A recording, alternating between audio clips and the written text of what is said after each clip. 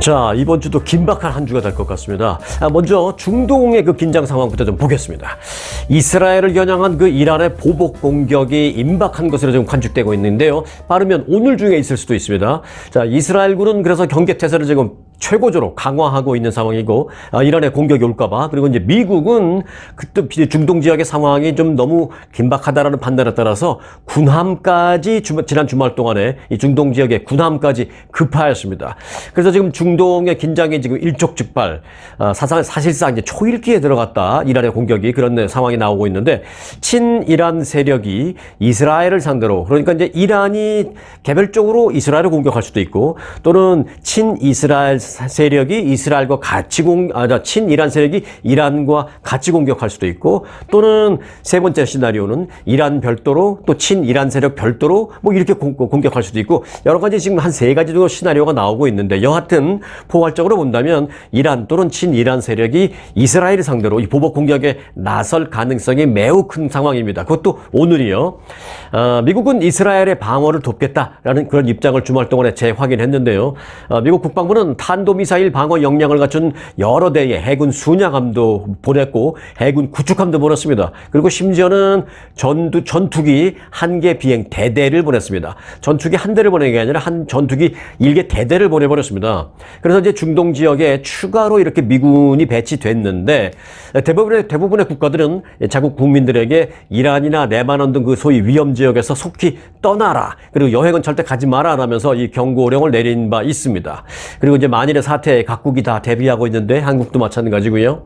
자, 인터넷 매체 악시오스의 보도를 보니까 요즘 그 인터넷 매체라고 하는 그 악시오스, 이 매체가 상당히 그 조금 어찌 보면 좀 파격적인 내용인데, 그렇다고 오보는 사실상 많이 안 하더라고요. 처음에는 이제 인터넷만으로 운영되는 그런 그 매체라서 좀 너무 과장된 게 아닌가, 좀 오보가 있는 게 아닌가라는 좀 조심스러운 면으로 좀 이렇게 봤는데, 최근 들어서는 오보가 아닌 상태에서 상당히 빠른 보도가 꽤 있습니다. 이게 악시오스. 그래서 가끔 이 인터넷 매체 악시오스를 이용할 수밖에 없는데, 지금 이 긴박한 상황에서도 역시 악시오스가 좀 제 모습을 발휘하고 있습니다. 제 힘을 발휘하고 있습니다. 자, 이란의 이스라엘 공격이 빠르면 오늘 중에 이루어질 것으로 예상된다라고 미국의 고위 관리들의 인터뷰를 통해서 보도를 했습니다. 자, 왜 이런 일이 있느냐? 지난달 31일이었죠. 이란 수도 테헤란에서 그 팔레스타인 무장정파 하마스, 이 하마스의 최고 정치 지도자, 하마스의 이 최고 정치 지도자가 그 가자 지구에 머무르고 있는 게 아닙니다. 어떤 사람은 뭐 이란에 있는 사람도 있고, 뭐 레바논에 있는 사람도 있고, 뭐 여러 가지 다른 나라에 가서 이 하마스를 소위 말해서 원격으로 지도하고 있어요. 원격으로 이렇게 지시하고 있습니다. 그 위험한 가자 지구에 있는 게 아닙니다. 자, 하마스의 최고 지도자가 이 이스마일 하니예라는 사람인데, 이 사람이 이제 이란에 머물고 있다가 거기서 건물이 폭삭 무너지면서 암살됐습니다. 근데 뭐 건물이 그냥 뭐 건축적인 문제로 무너진 게 아니라 폭파된 거죠. 폭탄 암살을 당한 거죠. 그래서 이제 이란과 하마스는 이스라엘이 그렇게 한 것이다라고 공격 주체를 이스라엘로 지목하면서 보복을 공언한 상태. 그래서 그 보복 공격이 오늘 중에 있을지도 모르는 그런 상태가 이제 지금입니다. 자, 이란의 보복이 어떤 방식으로 이루어질지는 알 수가 없습니다. 아까 말씀드렸다시피 이란이 그냥 독자적으로, 또는 이란과 친이란 세력이 같이, 또는 이란과 친이란 세력이 별도로 따로따로 뭐 위아래서 뭐 이런 식으로, 그건 잘 모르겠습니다. 이란과 헤즈볼라 등이 함께 이제 총 공세를 펼칠 가능성이 있는데, 미국도 보복 공격을 할 것은 거의 확실하다. 하지만 어떤 형식이 될지는 잘 모르겠다. 이게 지금 미국의 입장입니다. 자, 이란의 이스라엘 공격은 사실상 초일기에 들어간 것만은 분명합니다. 자, 이런 가운데 한국의 외교부도 일촉즉발의 확전 우려 때문에 이 중동 정세와 관련해서 비상점검회의를 지난 주말에 열었습니다.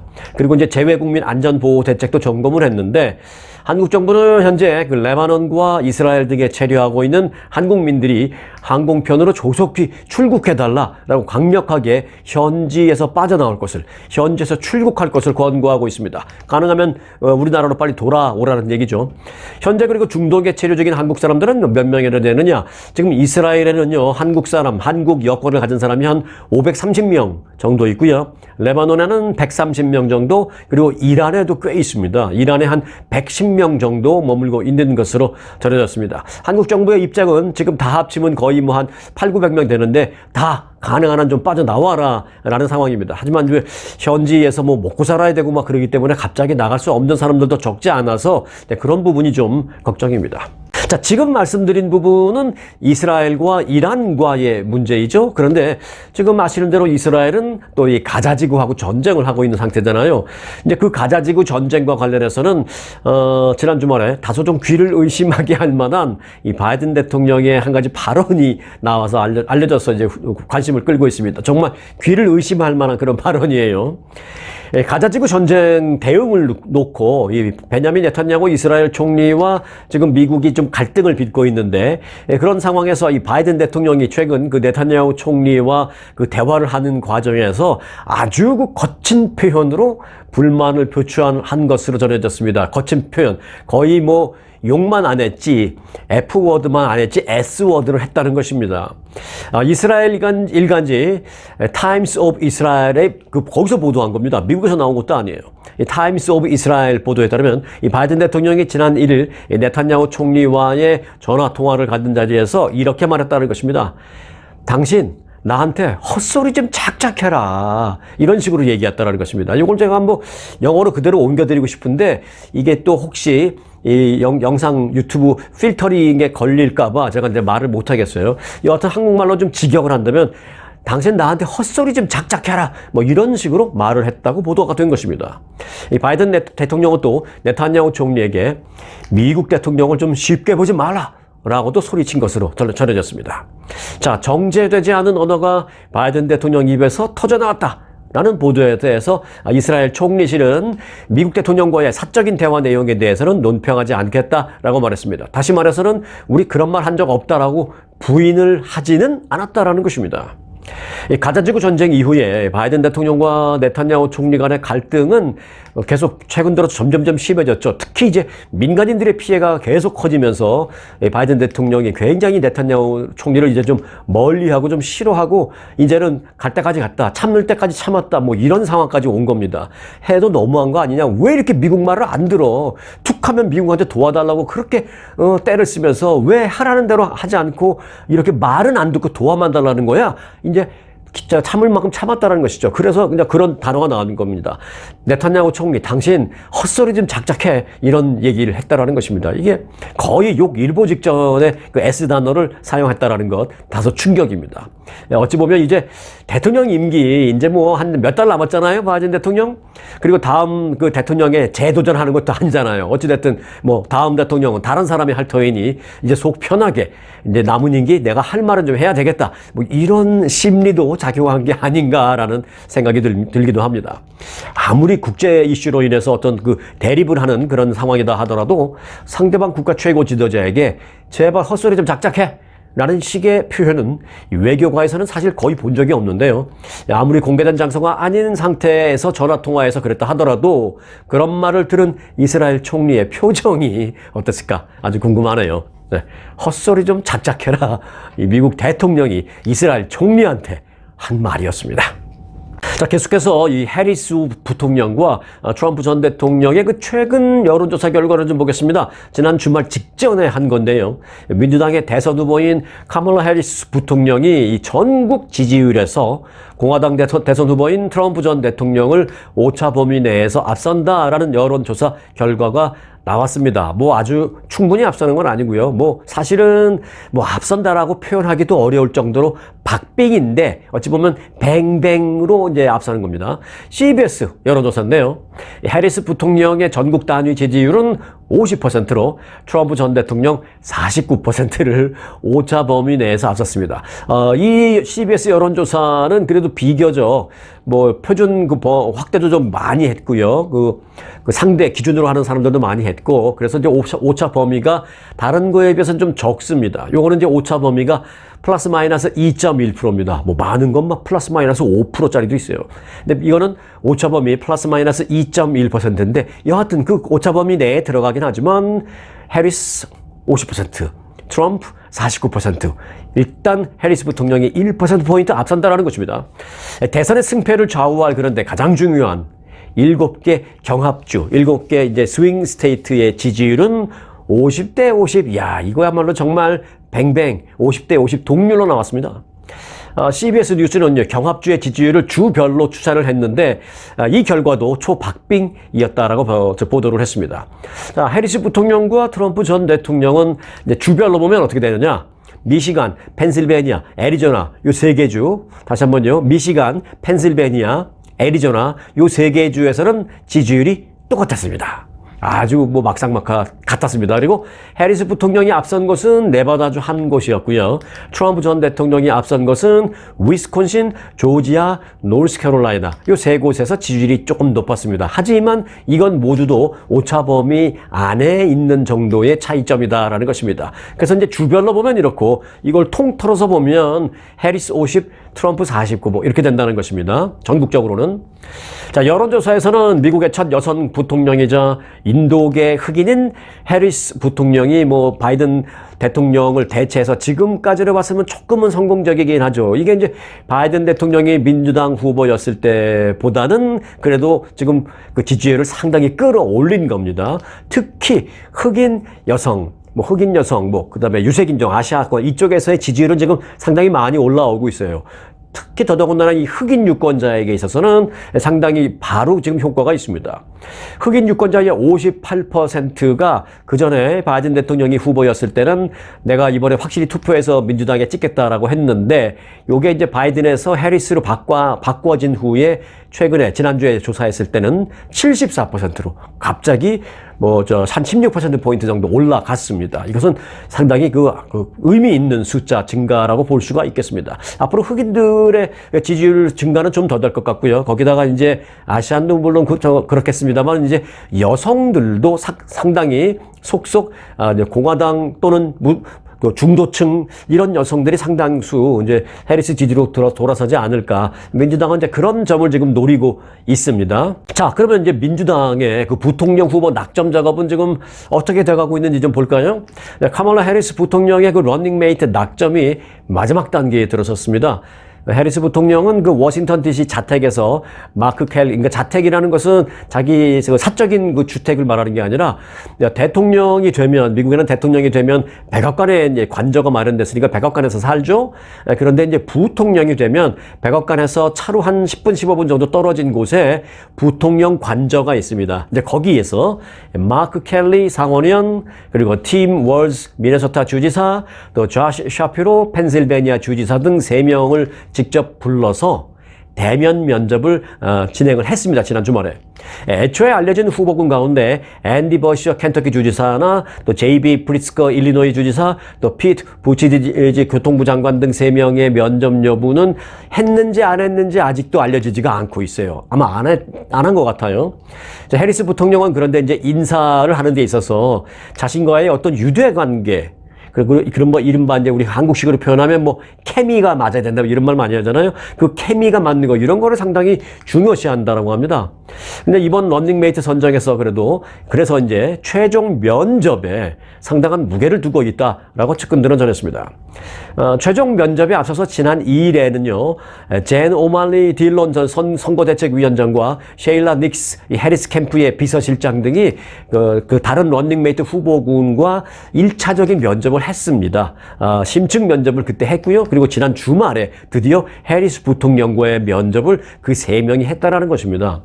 자, 그래서 해리스 부통령은요, 빠르면 오늘 뭔가 있을 게 굉장히 많습니다. 아까 제가 말씀드렸죠. 이란이 이스라엘에 대해서 대대적인 보복 공격을 가하는 것도 오늘일 가능성이 높다. 오늘 주목해야 된다라는 말씀을 드렸는데, 민주당의 부통령 후보 이 발표도 이제 오늘 있을 가능성이 매우 높습니다. 왜냐하면 이제 내일부터는 같이 다녀야 되기 때문이에요. 네, 오늘 후보가 발표되면 내일 펜실베니아주, 펜실베니아주에 있는 필라델피아를 시작으로 해서 위스콘신, 미시간, 노스캐롤라이나, 조지아, 애리조나, 네바다 등 7개 소위 경합주, 스윙 스테이트를 계속 돌면서 내일부터는 그렇게 격전지 공략에 나설 스케줄이 있습니다. 해리스 부통령이. 그래서 오늘 부통령 후보를 발표하고 내일부터는 같이 손잡고 다닐 예정입니다. 같이 다니거나 아니면 따로따로 다니면서 동시다발적으로 유세를 하거나 내일부터는 그래야 효율적이다라는 판단 때문에 아마도 오늘 중요한 발표가 있을 것으로 보이고 있습니다. 오늘 만약에 이제 발표가 나오면은 제가 간단하게 뭐 두 줄 뉴스라도 여러분들에게 이제 구독 눌러놓고 그다음에 이제 알림 설정을 눌러놓으신 분들은 받으실 수 있도록 제가 나오면은 그 두 줄, 뭐 한 줄, 두 줄이라도 급히 속보로 여러분들에게 전해드릴 테니까 알림 설정 눌러놓으시기 바라겠습니다. 자, 해리스 부통령의 그 최종 선택은 그러면 어떻게 될까? 아직은 뭐 알려지지 않았습니다만은 그러니까 유색 인종의 여성이잖아요. 그리고 이제 진보 그것도 상당히 좀 많이 파 진보로 알려져 있는 해리스 부통령. 어찌 보면 이제 그런 면에 있어서는 한계가 있을 수도 있는데, 뭐 반대적인 측면에서는 장점일 수도 있지만, 또 반대적인 측면에서는 어떤 면에서는 한계를 보일 수도 있는데, 그런 한계를 보완할 수 있는 후보. 그러니까 반대죠. 예를 들어서 백인, 거기다 남성, 그리고 약간은 좀 온건한 이 중도 성향의 진보, 온건한 진보, 이런 사람이 적임자다라는 데는 뭐 다들 공감을 하고 있습니다. 그래서 이제 실제 이 세 명의 앞서 말씀드린 후보 역시 이제 그 비슷한 색채를 보이고 있는 다 백인 남성의 조금은 온건한 인사들입니다. 그런데 이제 지난번에도 말씀드렸습니다만 이제 정치공학적으로 본다면 이제 19명의 대통령 선거인단이 배정되어 있는, 그래서 경합주 중에서는 가장 크다고 볼 수 있는 이 펜실베니아주. 이 펜실베니아주를 가져오면 좋잖아요. 이 펜실베니아주의 주지사, 이 조시 샤피로라는 주지사, 이분도 이제 인터뷰 했잖아요. 주말에 심층 인터뷰.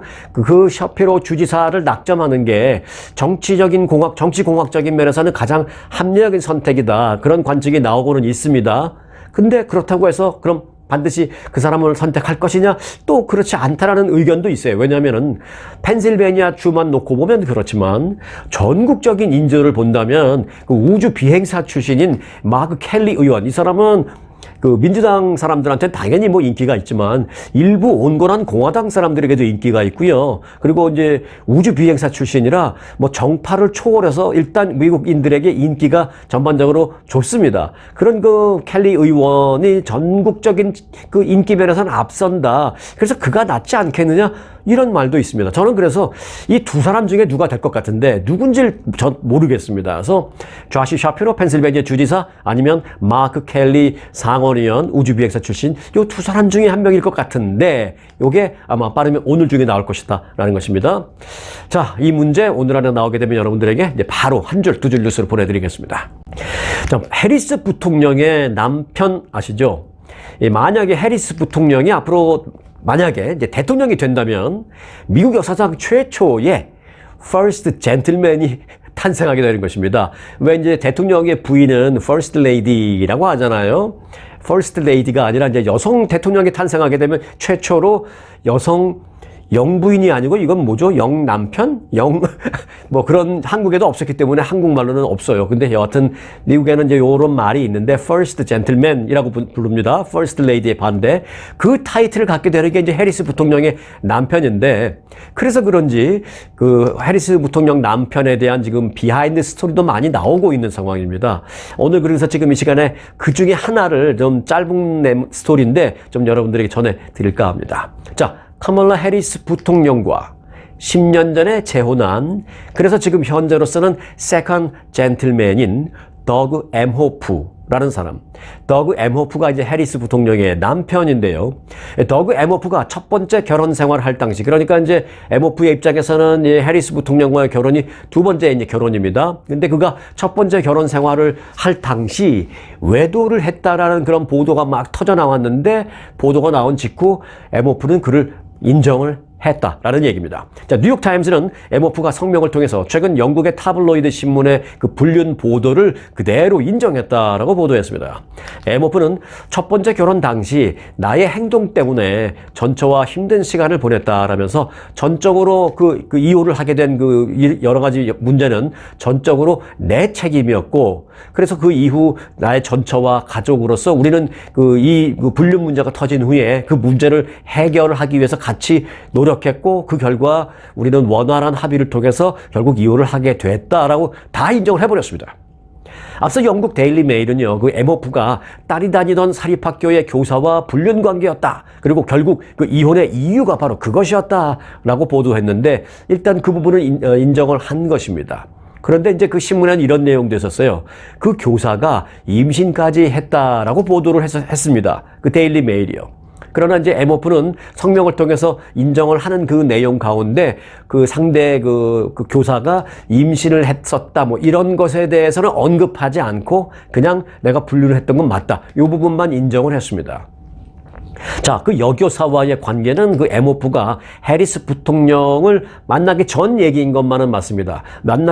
해리스 부통령 만나기 몇 년 전에 이미 그 상황은 다 끝난 것으로 알려졌습니다. 에모프는 이제 첫 번째 부인과 지난 2009년에 이혼을 했고요. 그리고 4년 뒤인 2013년에 해리스 부통령을 지인의 소개로 만났고, 그리고 그 이듬해인 2014년에 해리스 부통령과 에모프는 결혼을 했습니다. 에모프는 해리스 부통령과의 결혼 전에 이 과거 불륜 사실을 모두 다 밝히고 해리스와 결혼한 것으로 알려졌습니다. 4년 전 그 해리스 부통령이 바이든 대통령의 러닝메이트가 되는 과정에서도 이 바이든 캠프가 그 에모프의 불륜 문제를 다 검토하고 이미 다 알고, 그럼에도 불구하고 다 오케이 해서 부통령이 됐다라는 것입니다. 자, 유명 로펌 DLA 파이터에서 근무를 했던 에모프는 변호사인데요.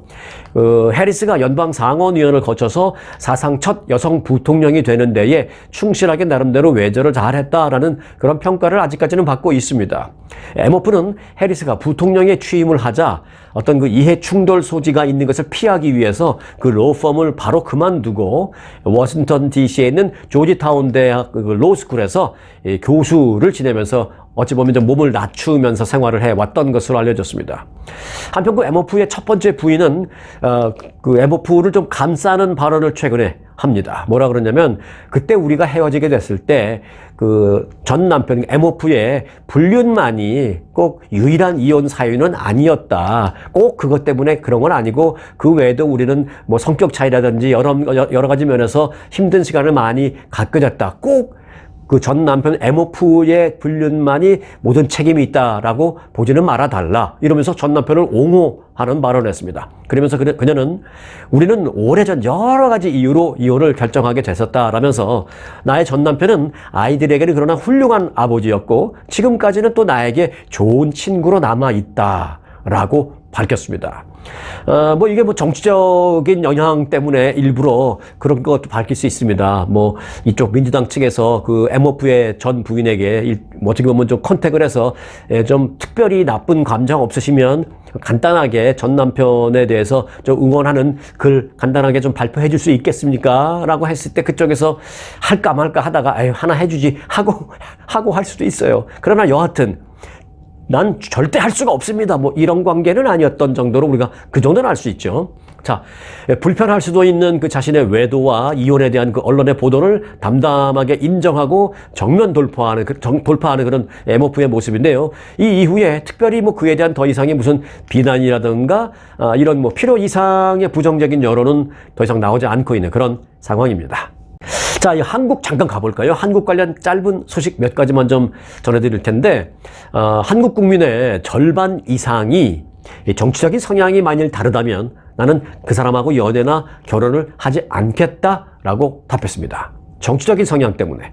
한국의 보건사회연구원 조사 결과 응답자의 절반 이상인 58.2%가 정치적 성향이 다른 사람과 연애도 하기 싫고 결혼도 하기 싫다라고 답변을 했다라는 것입니다. 물론 정치적인 성향이 다르면 연애를 억지로 하려 할 수가 없겠죠. 연애하는 과정에서 이런저런 얘기를 하다 보면 좀 충돌할 수 있으니까. 그런데 조금 의외긴 해요. 요즘 젊은 사람은 그래도 그건 그거고 또 우리가 남녀로서 사랑하는 감정은 별도라고 생각할 수도 있는 것 같은데 또 그렇지 않은 모양이죠. 아무리 요즘 젊은 사람이라도 한국의 젊은이들의 58%가 정치적 성향이 다르면 연애, 결혼 안 한다는 것입니다. 정치 성향이 다르면 뿐만 아니라 플러스 또 뭘 안 한다 그랬냐면 뭘 안 한다면 친구도 하기 싫다 그랬고 지인으로 알고 싶은 생각도 별로 없다. 그리고 플러스 친구인데 정치적인 성향이 다르면 같이 앉아서 술자리도 하고 싶은 생각이 없다. 라고 답변한 사람이 33%였다고 합니다.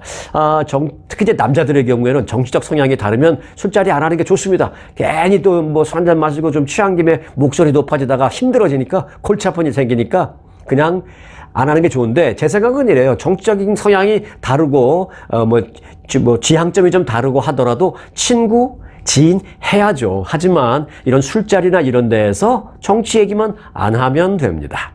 네. 자, 그런 거 하면 한국에서는요, 최근에 이제 부인 대신에 아이를 돌보기 위한, 그래서 이제 뭐 육아휴직을 하는 그런 아빠들이 늘어나고 있습니다. 올해 상반기에 육아휴직에 들어간 근로자 3명 가운데 1명은요, 남자인 것으로 집계가 됐습니다. 한국의 고용노동부 통계에 따르면 올해 상반기, 그러니까 1월부터 6월까지 6개월간 육아휴직을 신청한 육아휴직 급여 신청자를 보니까 모두 약 69,600명, 한 400명 모자라는 약 7만 명이었습니다. 그런데 이걸 성별로 보니까 여성은 47,000명, 작년보다 한 1.8% 줄어든 겁니다. 그리고 남성은 23,000명 였다고 합니다. 작년보다 크게 늘어난 겁니다, 이건. 집에서 아이를 키우겠다고 육아휴직을 신청하는 남자들의 비율이 이로써 한 32%입니다. 지금 현재 여자 남자 비율이, 남자가 32%, 즉 다시 말해서 육아휴직자 3명 가운데 1명은 남성이라는 뜻입니다. 이 변화하고 있는 한국의 그 사회 현상이다라고 생각이 됩니다. 아주 바람직한 변화죠, 이거는.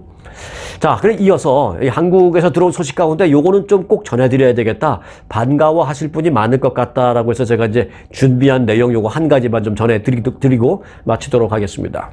반가운 의학 정보 한 가지인데요.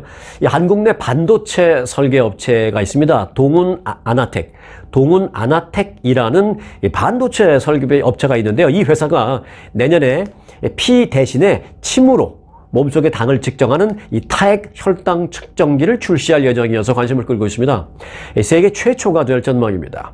이 동훈 아나텍이라는 회사는요, 이 당뇨병 진단을 위한 세계의 최초로 이 타액, 침으로 혈당을 측정하는 측정기 디살라이프의 출시 계획을 최근에 구체적으로 공개했습니다. 원래 식전, 그러니까 공복 상태에서 혈당을 측정하는 원리로 개발을 했었습니다만은 한국의 식품의약안전처와 이제 논의를 한 끝에 그러지 말고 식전 식후 다 할 수 있는 거 개발 못 하시겠어요? 가능하면 좀 그렇게 개발을 해 주시죠. 우리 국민들을 위해서. 그렇다면 제가 이런 임상 통과나 이런 거는 좀 속도를 빨리 알한 걸 했다고 하면 안 되죠. 그런 순서 같은 걸 빨리빨리 추진시켜서 이거를 출시할 수 있는 여러 가지를 정부 차원에서 지원해 줄게요 하니까 알겠습니다, 개발하겠습니다 해서 이분들이 식전에 측정해도 되고 식후에 측정해도 되고 하는 걸 다 개발했습니다. 그러니까 이 기계가 2개가 아니에요. 기계가 하나인데 지금 공복 상태야, 아직 밥 먹기 전이야, 그러면 식전 모드로 눌러서 하면은 식전을 감안해서 혈당이 나옵니다. 그리고 밥 먹고 돌아선 지 얼마 안 돼요. 그러면 나는 식후를 그 모드를 누르면 밥 먹고 돌아섰다는 걸 감안해서 혈당을 측정을 해줍니다. 한 기계에서. 그런 걸 다시 개발을 해서 성공했다라는 것입니다. 그래서 혈당 측정 정확도는요, 무려 98%로 나타났습니다. 자, 올해 안에 임상시험 계획서를 식약처에 제출해서 내년 초에 임상 승인을 받고 내년 하반기 안에 이 제품을 출시할 예정이다 라고 밝혔습니다. 정부 차원의 지원을 받으니까 아마 가능할 겁니다. 동훈 아나텍이라는 회사는요, 이 삼성전자에서 반도체 만들던 그 연구원 출신인 김동철이라는 분이 좀 나와서, 삼성에서 나와서 세운 그런 회사인데, 지난 2006년에 설립한 어찌 보면 반도체 설계 회사인데, 자신들이 갖고 있는 그 반도체 기술을 최근 들어서 그 헬스케어 부문에 적용을 하면서 이처럼 획기적인 성과를 내고 있는 것입니다. 자, 지금은 어떻습니까? 집에서 이제 혈당 체크 한다고 손가락 끝에 따끔하게 이제 바늘을 찔러서 그 이제 매번 그 피 한 방울을 이제 내서 이용해야 되잖아요. 근데 이런 기계가 이제 그런데 이제 앞서 말씀드렸던 그 기계가 이제 내년에 나오면 따끔하게 피를 할 필요가 이제 없는 거죠. 그죠? 앉아서 침 한 방울 이렇게 묻혀서, 또는 그 종이가 될지 뭐가 됐든 침 한 방울 이렇게 입에 넣어서 묻혀서 그걸 이렇게 기계에 집어넣으면 되는, 그래서 혈당 체크를 할 수 있게 되는, 정말 너무너무 편리한, 그게 그 세계 최초로 나온다라는 것입니다. 세계적으로 획기적인 그런 기계가 될 것 같다라는 생각입니다. 오늘도 세상은 이렇게 변화하고 세상은 이렇게 발전하고 있네요. 네. 오늘 영상 마칩니다. 대통령상 수상에 빛나는 초특급 아주 투어 모국 관광. 아주 모국 관광의 인기 비결은 전 일정 5성급 호텔의 럭셔리 숙박, 아주만의 27인승 VVIP 버스, 엄선된 맛집들이 선사하는 최고의 식사, 고객들의 표정이 증명하는 아주 단독 모국 관광은 그 누구도 따라할 수 없는 최고 인기 관광입니다. 건강검진도 모국 관광과 함께 하시면 훨씬 더 편리합니다. 모국 관광도 역시 아주 좋은 아주 투어.